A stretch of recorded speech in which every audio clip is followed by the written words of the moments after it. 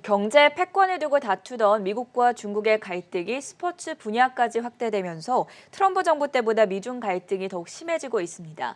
특히나 미국과 중국이 주력하고 있는 분야가 미래 국부와 연결된 첨단 기술 전쟁인 만큼 그중에서도 반도체 굴기를 동시에 지향하고 있어서 우리 입장에서 보면은 위험인 동시에 또 기회 요인이 남아있는 상황인데요. 오늘은 이 사안들에 대해서 종합적인 이야기 한번 들어보도록 하겠습니다. 한국경제신문의 한상춘 눈설위원과 함께합니다. 안녕하십니까? 네, 안녕하십니까?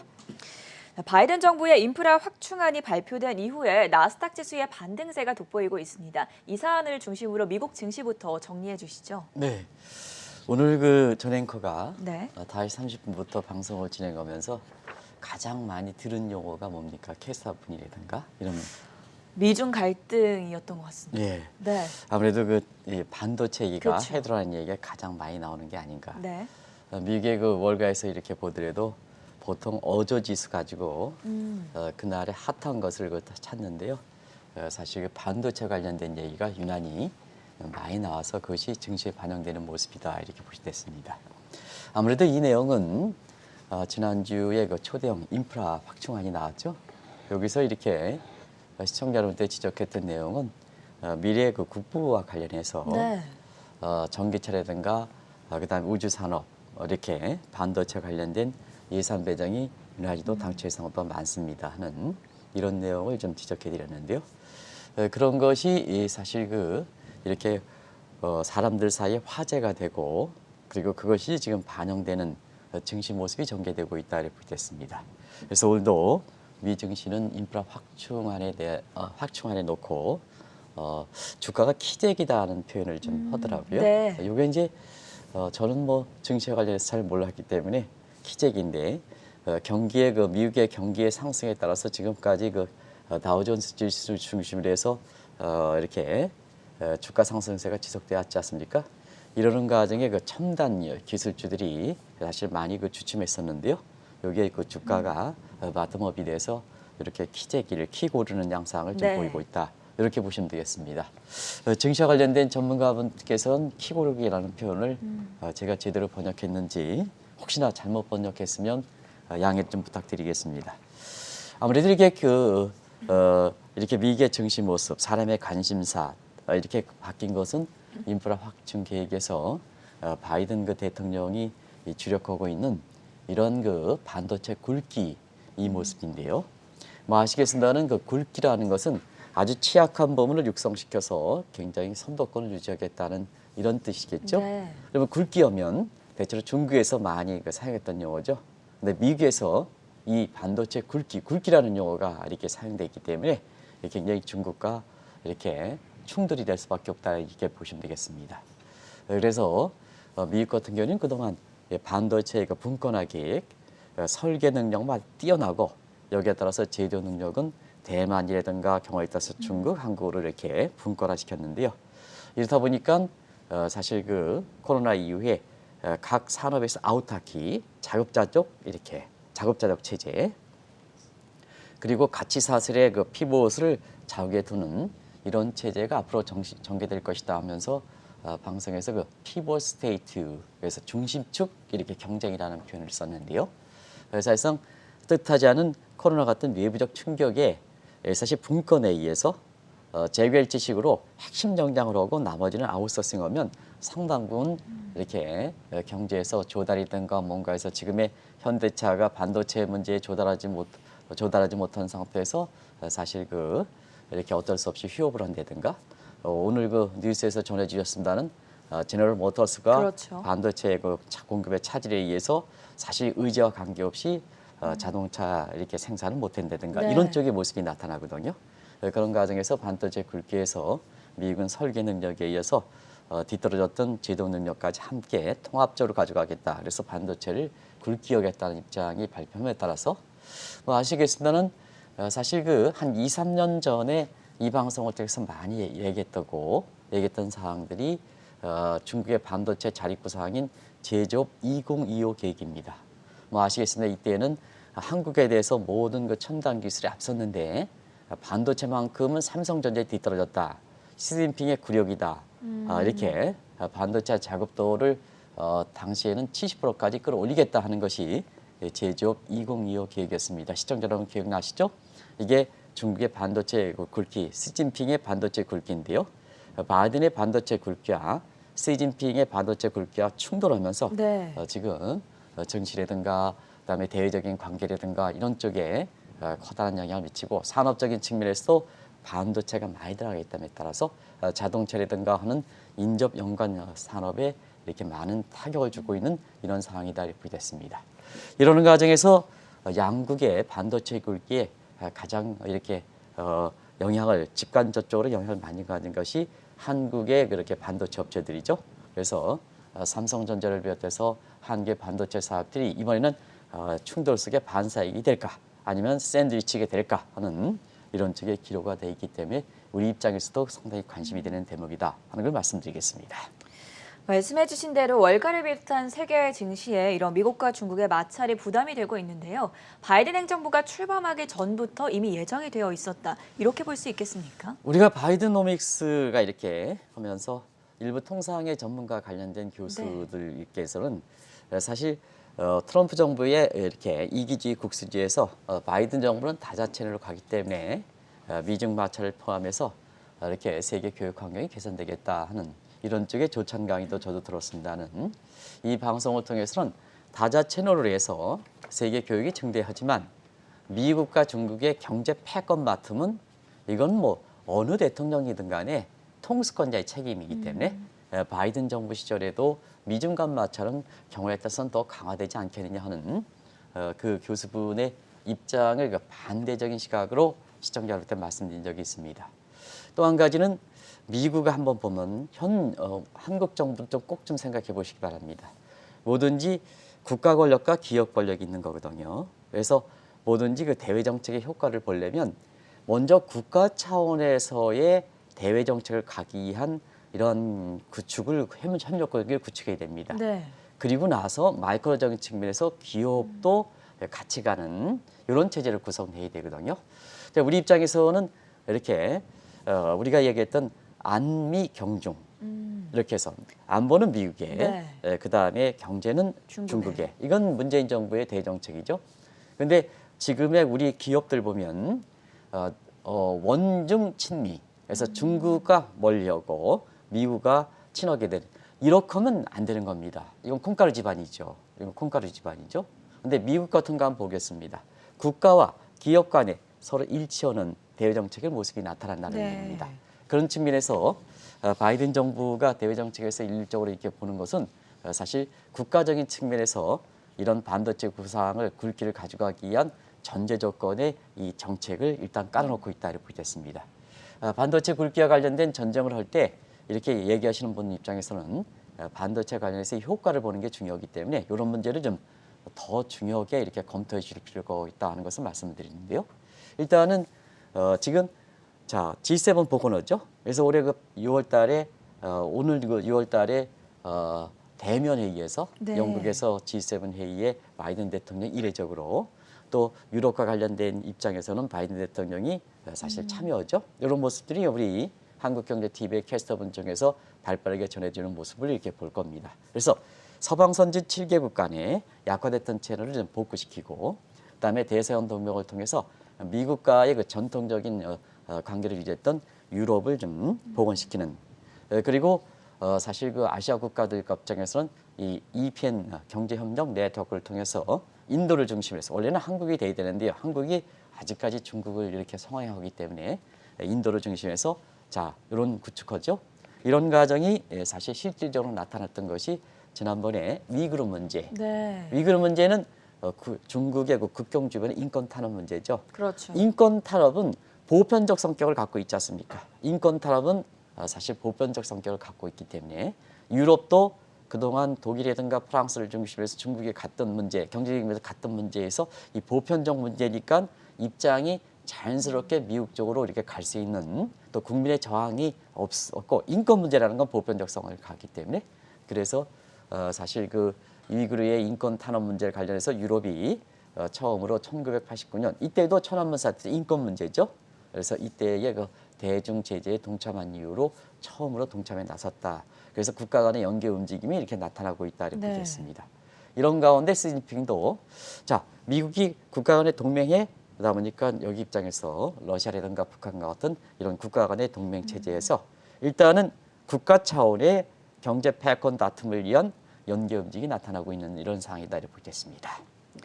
바이든 정부 들어서 중국과의 경제 패권 다툼이 첨단 기술 전쟁 쪽으로 오히려 더 관심이 쏠리고 있는데요. 특히나 반도체 패권을 놓고 양국의 대립이 격화되고 있지 않습니까? 네, 베이스는 국가가 국가에 연계해서 네. 이렇게 깔아놓고 그 위에 장착만 되는 거죠.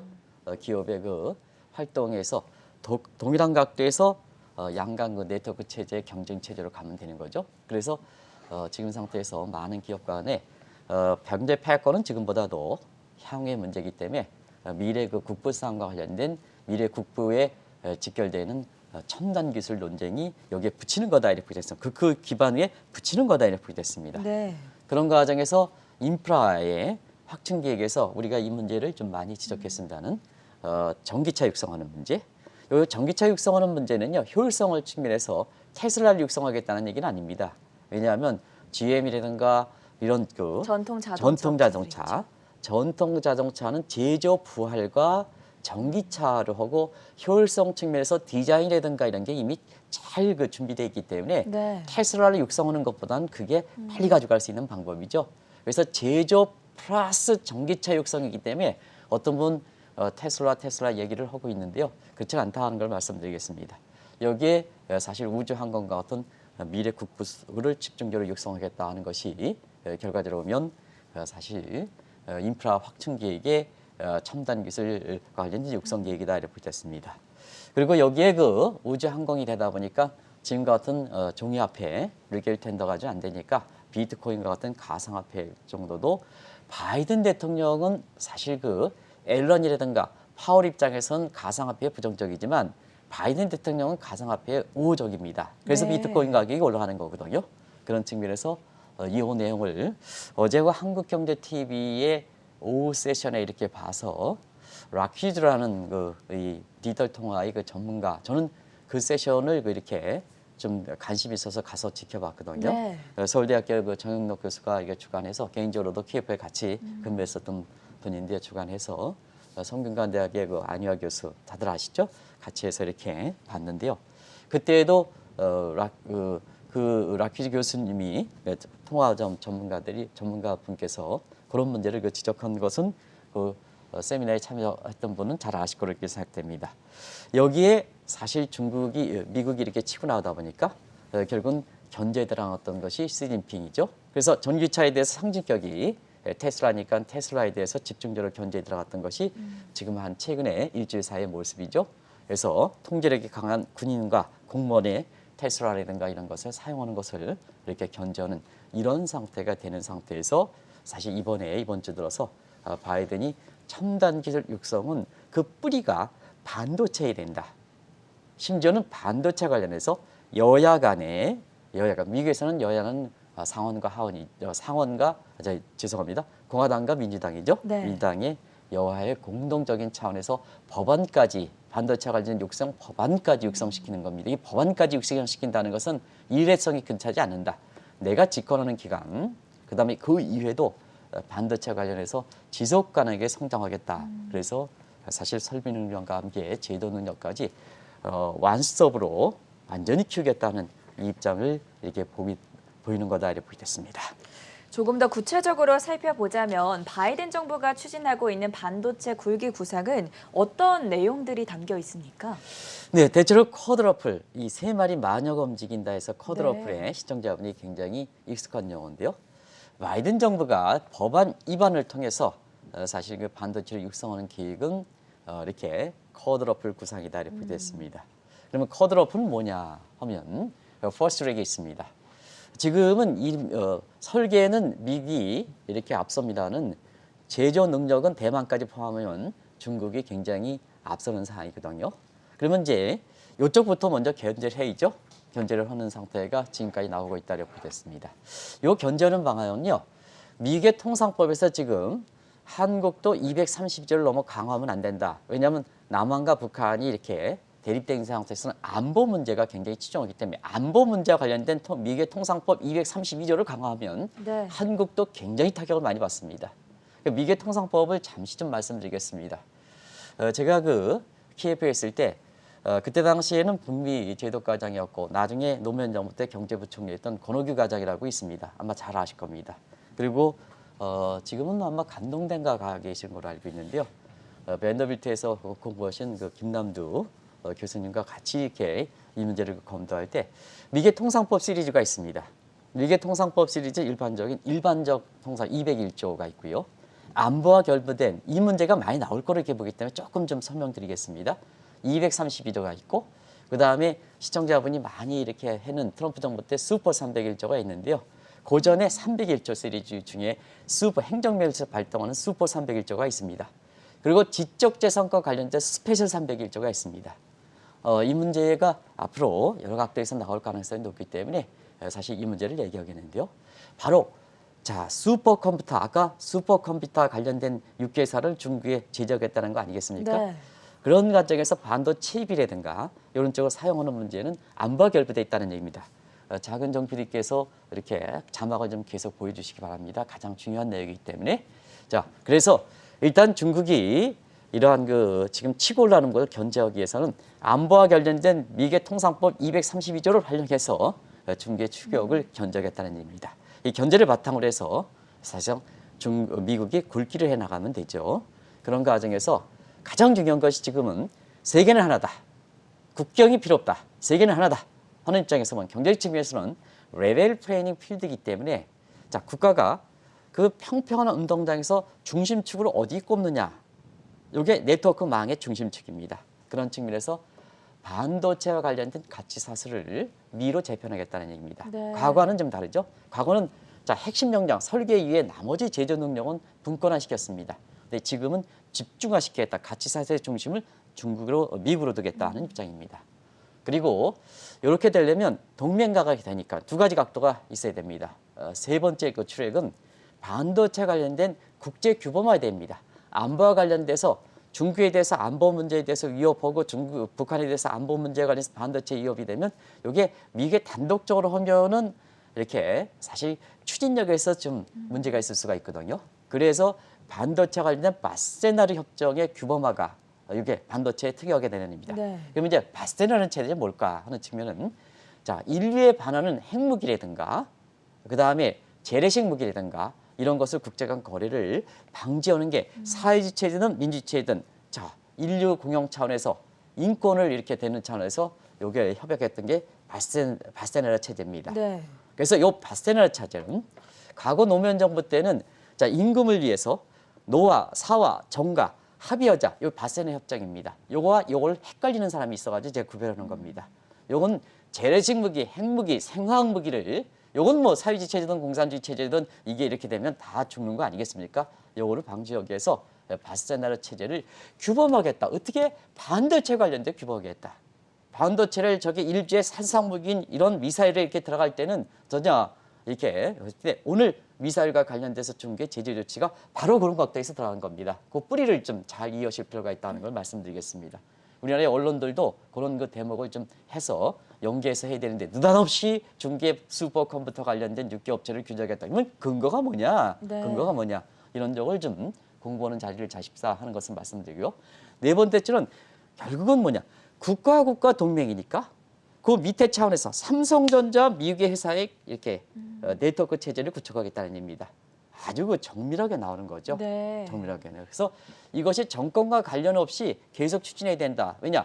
굵기는 1, 2년에 추진될 수 있는 성격이 아니지 않습니까? 그러다 보니까 자 예를 들어서 트럼프 정부 들어서 이렇게 오바마 정부 바이든 정부 들어오면 지우기, 지워 이렇게 하는 게 아니라 그럼 육성되지 않죠. 그래서 입법화를 추진하는 겁니다. 오늘 입법화가 나오는 게 바로 그렇습니다. 그래서 이런 걸 통해서 궁극적으로 어떤 목적으로 가져갈까 하는 측면이 반도체와 관련해서 오늘 새로운 용어들 많이 배우시죠. Alliance Value Chain, 제휴 채널을 마련하겠다는 얘기입니다. 자, 그러면 첨단 기술의 핵심이 되는 또 제조업의 자동차라든가 핵심이 되는 반도체를 미국이 설계에서부터 마지막에 띠떨어진 제조 능력까지 아우타키 자급자족하면 네. 미국의 경제 독립성이라든가 안정성이 보장된다는 얘기죠. 외부적 코로나 쇼크에서 오더라도 미국 경제가 전부 자급자적인 얼라이언스 밸류 대한 아우타키적 성향을 갖고 있기 때문에 흔들리지 않는 거죠. 근데 미국의 경제 운명을 갖고 있는 게 흔들리면 되겠습니까? 그런 차원에서 그 바이든 정부 시대에서는 얼라이언스 밸류 체인인데요. 이 밸류 체인 같이 가는 것은 국가의 아니라 지금 마이크로전 측면에서 가장 된 게 2차 전지와 관련해서 우리나라 LG화학과 관련돼 있는 거죠. 배터리도 밸류 체인을 이제는 한국에 맡기지 않겠다. 우리가 가져가겠다. 그래서 이게 배터리 관련된 얼라이언스 밸류 체인을 미국에 중심을 두겠다. 또 히터를 관련해서 트럼프 정부 시절에 중국이 가장 키를 갖고 있지 않습니까? 그렇죠. 이것도 밸류 체인을 여기에 있다. 그리고 최근에 보면 이렇게 코로나 바이러스 관련된 이런 문제에 대해서 의약품과 관련된 네. 백신 문제라든가 이런 것도 미국의 중심이 되겠다는 측면에서 이런 Alliance Value Chain AVC라고 이렇게 새로운 용어들이 나오고 있죠. 이걸 핵심적으로 미국에 두겠다는 것이 바이든 정부의 인프라 확충 계획 실행 계획 액션 플랜에서 미국의 법안 법적 근거 마련하고 이런 국가적인 국가의 제휴에서 마이크로전 측면에서 기업도 같이 가는 이런 측면에서 12일 이렇게 미국에서 반도체 회의가 열린다 그런 맥락이 실행에 옮겨지는 거다 하는 걸 네. 말씀드리겠습니다. 이게 언론사보다 이게 맹기 없고 그때그때마다 하니까 이게 일맥상통하지 않는 측면이 있고 시청자분 이해가 어려운 측면이 있는데요. 그런 측면에서 한번 정리해 보실 필요가 있다는 걸 말씀드리겠습니다. 사실 이번에 바이든 대통령의 발언이 더욱더 주목을 받았던 게 인프라 확충안을 공개를 할 때 의회나 국민적인 협조를 구하기 위해서 중국의 추격을 특별히 언급을 해가지고 관심을 모았습니다. 이 부분도 설명해 주시죠. 이 대목은 겹치기 때문에 제가 말씀드리겠습니다. 시청자 여러분 왜 지금 바이든 대통령이 공화당과 이렇게 협조를 구하는 상태에서 중국의 추격 문제를 대통령이 입에서 얘기했을까 하는 측면에서는 이런 미국의 구분이 걸려 있는 상황이다. 여기에 무슨 너무 공화당과 민주당이 필요 있느냐 이런 측면의 얘기죠. 그런 과정에서 그만큼 위기감을 느끼고 있다는 얘기입니다. 이 문제는 제가 지적해드렸기 때문에 잠시 좀 간단하게 말씀드리겠습니다. 네. 아시겠습니다는 우리가 보면 가장 미국의 전통의 가치를 유지하는 게 뱅크 오브 아메리카다. 근데 뱅크 아메리카조차도 중국이 지금 같은 상태에서 이렇게 미국 격차를 이렇게 줄여온다면 네. 2027년에 중국이 추락했다. 물론 소프트웨어 측면에서는 그렇지 않아요. 경제 외형상 경제 규모는 추락했다는 지경인데, 바이든 대통령이 나이 문제가 있지만 미국의 대통령 관행상 트럼프 것처럼 저희 개회한 행동을 하지 않고 단임에 그치지 않고 연임을 한다면 30년대까지 이렇게 사실 이렇게 한다. 그러면 재임 기간에 중국에 추월당하는 거죠. 그러면 네. 가장 미국의 대통령 역사상 치욕이 되는 거죠. 그렇죠. 아무래도. 그래서 이런 문제가 나올 것이다 하는 것을 말씀드렸습니다. 그래서 이런 문제가 바이든이 나서서 지금 뭐든지 추진하는 거다 하는 걸 말씀드리고요. 그리고 인프라 확충 계획이 당초보다도 굉장히 초대형으로 하이 프레셔 고압 경제 쪽으로 가는 겁니다. 그러면 아무리 대통령이 이랬다 하더라도 미 국민들이 받쳐줘야죠. 민주주의 체제니까. 근데 미국의 국민들도 이런 위기감을 느껴서 중국 사람에 대해서 느끼는 비호감 지수가 굉장히 높게 올라갔죠. 예. 이런 것이 바탕이 돼서 지금 바이든 정부가 중국의 견제 그리고 우월적 지위 가져가기 위해서 노력한다 하는 걸 말씀드리겠습니다. 이러한 반도체 굴기를 놓고 벌이는 미국과 중국의 갈등이 과연 한국 경제와 또 기업에 어떤 영향을 미치게 될지 궁금한데요. 벌써부터 좀 영향들이 있다 이런 분위기가 나오고 있지 않습니까? 우리가 뭐든지 큰 것 대 큰 것에 싸우면 네. 중간에 표적에 해당되는 부분, 이게 어떻게 보면 상징성이 같은 것을 자기네 편에 꺼내드리는 것이 굉장히 단기적으로 보면 성과를 국민들에 설득시키는데 굉장히 좋은 겁니다. 죄송합니다. 그런 과정에서 중국의 시진핑의 반도체 굵기, 그 다음에 바이든의 반도체 굵기에 가장 상징성이 있는 게 어디입니까? 한국의 삼성전자, SK하이닉스 같은 한국의 반도체 업체를 서로가 끌어들이는 거죠. 그렇죠. 그럼 단기적으로 보면 이 굵기 문제에서 중국 입장에서 인민들, 그다음 미국 입장에서 국민들의 설득시키는데 가장 좋은 성과적 측면이죠. 그러다 보니까 삼성전자라든가 이런 것을 좀 끌어들이기 위해서 지금 여기에 경쟁이 나오고 있다 이렇게 됐습니다. 그래서 한국의 반도체 수출 중에 상징적인 이런 삼성전자 이런 걸 끌어들이기 위해서 미중 간 경쟁이 격화됩니다. 문재인 정부 입장에선 다른 뭐 이런 것보다도 글로벌 추세에서 이렇게 이런 경쟁이 좀 치러고 있는데요. 나중에 말씀드리겠지만 지금 뭐 하는지 모르겠습니다. 바이든 대통령 같은 경우에는 10일에 있죠. 10일에 뭐 삼성전자 입장에서 화상회의로 이렇게 입장이 참여하기로 결정됐다래요. 어쩔 수 없이 이렇게 12일 날 반도체 회의에서 한국의 삼성전자를 이렇게 초대했다 하는데요. 초대가 아니고 호출입니다. 호출입니다. 네. 호출이나 마찬가지죠. 안 참석할 수 있습니까? 가야죠. 호출입니다. 호출. 이렇게 됩니다.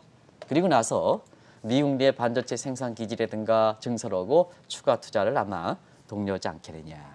여기에 시진핑 정부는 어떨까 하는 측면입니다. 똑같이 나오고 있습니다. 미국의 견제 목적을 통해서 한국의 반도체 회사를 유치하기 위해서 상당히 노력합니다. 똑같죠? 자, 이게 아까는 미국 내인데 지금 중국 내 반도체 기지 증설 똑같죠? 추가 동력 똑같습니다. 그리고 중국은 목적을 달성하기 위해서 한국 입장에서 이게 여러 가지 현 정부 입장에서는 생각할 필요가 있습니다. 좀 문제가 안 되면 경제와 정치는 구별하겠다 하는 것이 문재인 대통령이 취임 때의 모습인데요. 지금 그게 됩니까? 그게 됩니까? 목적 달성을 위해서는 정치 군사까지 연계시키겠다 하는 것이 지금의 중국이 미국의 견제다. 이 과정에서 희생양으로 이렇게 도는 것이 한국의 반도체사다. 이렇게 보시면 되겠습니다. 그런데 이렇게 기업이 어려울 때는 국가가 세금 내는 문이 목적입니까? 기업이 세금 내는 목적은 뭡니까? 이렇게 어려울 때 국가가 방어막 역할을 해줘야죠. 안 그렇습니까? 네. 자, 대통령 입장에서는 국민을 보호하고 국가의 재산을 보호하고 기업을 보호하고 이게 책무 아닙니까? 이렇게 되면 가장 전실할 때 이것을 보여줘야 되는데요. 자, 아직까지도 문재인 정부는 안미 경중, 민간 입장에선 친미 원중, 원중 친미 이렇게 해서 나르죠. 이렇기 때문에 더더욱 어렵다. 한국의 민간 기업들이 더더욱 어렵다. 더더욱 어렵다. 이것은 보수의 진분이 같이 판단해요. 우리 후손 세대가 먹고 살아야 되는 문제가 결부되어 있는 겁니다. 근데 이 입장에서 현 정부가 어떤 입장을 내놓을까? 지금까지 제가 신문에 논설위원으로서 근무합니다는 어떤 입장도 내놓지 못하고 있습니다. 네. 그러다 보니까 저보다도 미래 후손 세대에 이렇게 먹거리와 관련돼 있는 이런 입장에서는 답답하게 마련인 거죠. 그런 측면입니다. 이렇게 반도체 패권을 놓고 미국과 중국의 상황이 긴박하게 돌아가고 있는 가운데 그 어느 국가보다 반도체 의존도가 높은 우리 입장에서는 오히려 갈라파고스 함정에 빠졌다 이런 평가들이 나오던데요. 어떻게 보십니까? 우리가 지금 반도체에서 먹고 산다 이런 얘기를 하지 않습니까? 그렇죠. 근데 한국의 반도체 산업은 그 출발서부터 네.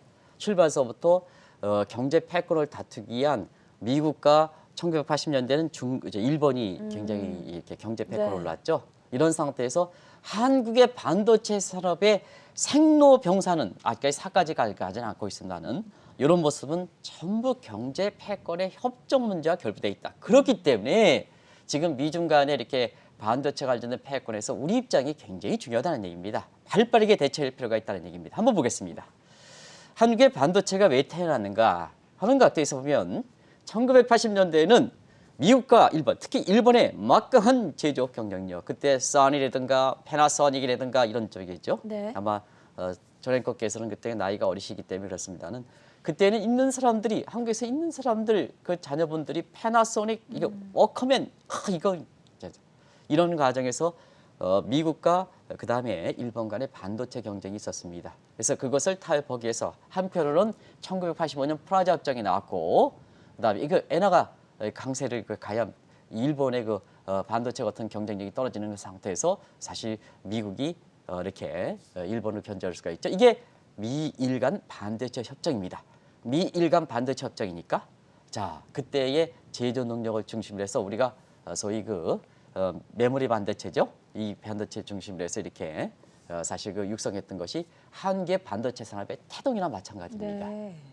한국의 반도체 탑은 미일 간 반도체 협정에서 미국이 중국을 견제하기 위해서 나온 겁니다.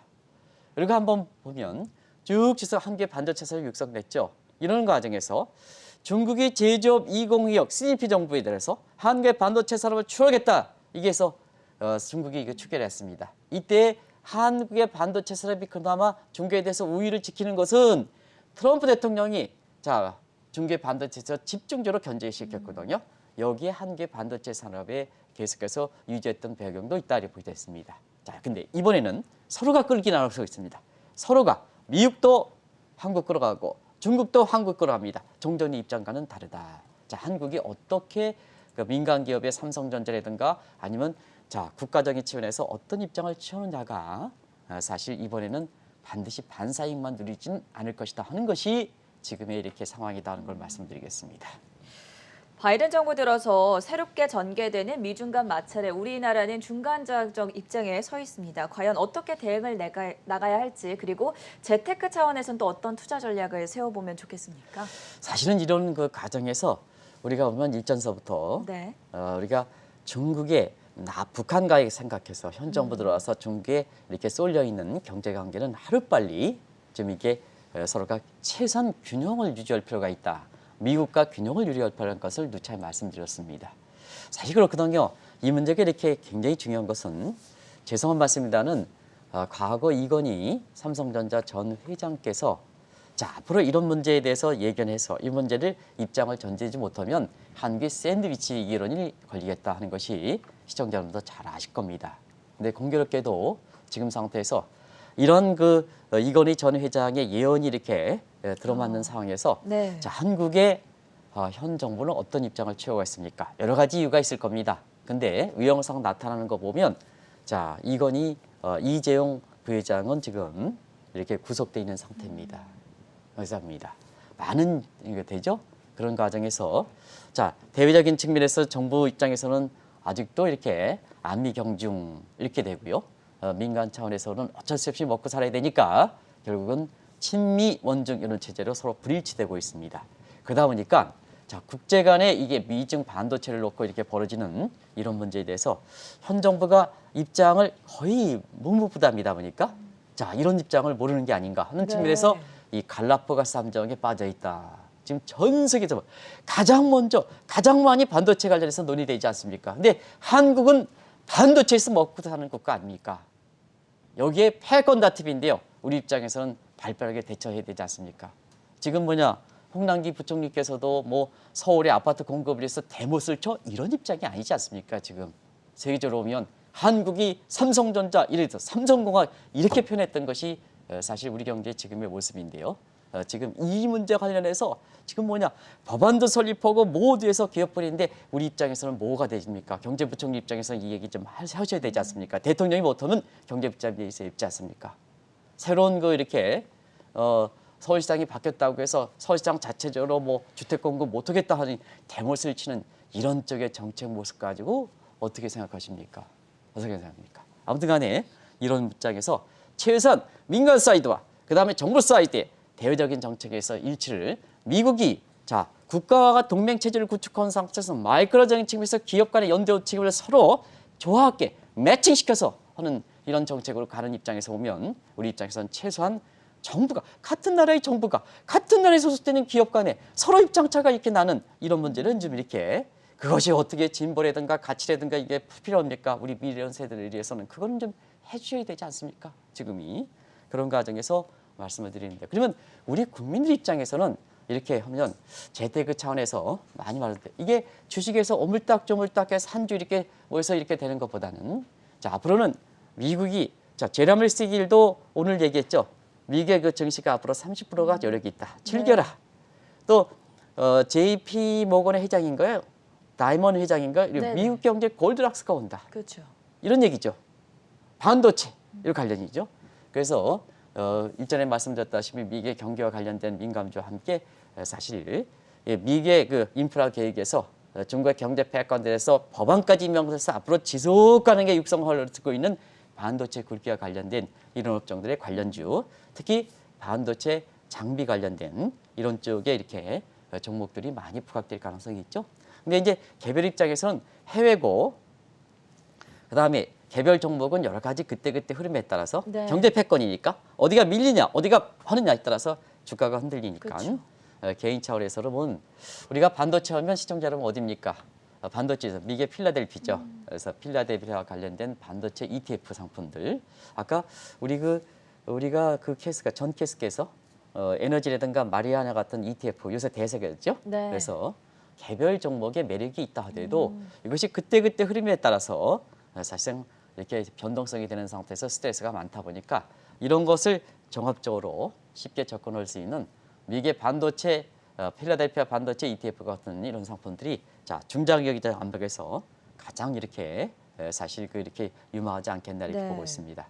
그래서 작년에도 아마 이렇게 ETF 관련해서는 제가 이제 종목은 말씀드리지 못해도 상품은 좀 얘기할 수가 있습니다. 그래서 작년에도 우리가 대외적 추세라든가 현 정부의 뉴딜 정책과 관련해서 BBIG ETF 같은 상품을 했습니다. 네. 이게 경우에 따라서는 전기차 관련돼서 한 70% 수익이 나니까 올해 들어서는 사실 한국과 관련되어 있는 주식은 좀 리스크 관리할 필요가 있습니다 하는 측에서 간접적으로 BBIG ETF 같은 이런 상품에 대해서 중장기적으로는 계속 유망한데 단기에 70% 30% 나오면 좀 수익을 좀 실현시키는 단기적 측면에서는 그런 쪽의 시사를 했는데요. 지금은 미국의 반도체 굵기와 관련해서 지속 가능한 근거를 마련해서 법안까지 창출하는 입장에서 보면 중장기적 압력에서 필라델피아 반도체 ETF 같은 이런 네. 것을 상품적인 측면에서 한번 대안 측면에서 감안해 주십사 하는 것을 말씀드리겠습니다. 바이든 행정부가 반도체 독립적 공급 법안을 준비 중인 가운데 미중 반도체 패권 전쟁에서 투자 아이디어 함께 얻어봤고요. 특히나 필라델피아 반도체 지수를 추종하는 ETF 속스에 대한 이야기까지 나눠봤습니다. 지금까지 한국경제신문의 한상춘 눈설위원이었습니다. 고맙습니다. 네, 고맙습니다.